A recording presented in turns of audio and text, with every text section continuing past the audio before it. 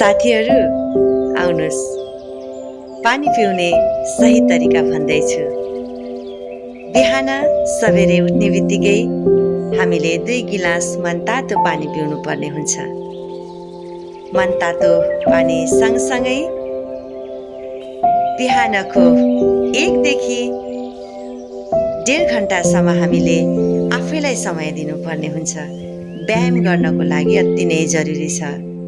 साथीहरू, अहिले हामी विभिन्न सेक्टरमा आफ्नो आफ्नो काममा व्यस्त हुँदै गर्दाखेरि बिहानको 1.5 घण्टा हामीले आफैलाई दिनुपर्ने हुन्छ।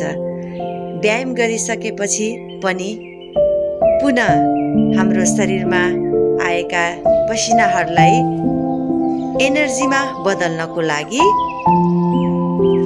आधादेखि 1 गिलाससम्म पानी पिउनु पर्ने हुन्छ।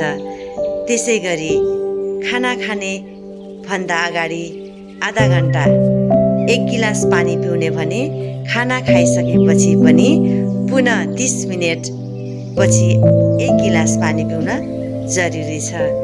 हामीले पानी पिउँदाखेरि पटक पटक गरेर पिउनु पर्ने हुन्छ।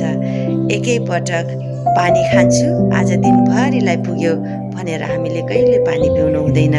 किनभने यसरी पानी पिउँदा हाम्रो एक्कासी धेरै पानीको मात्रा एकै पटक किडनीमा जाने भएको हुनाले हाम्रो किडनीमा चाहिँ असर गर्ने गर्छ। त्यसैले हामीले पानी पिउँदाखेरि थोरै थोरै पटक पटक पिउनु पर्ने हुन्छ।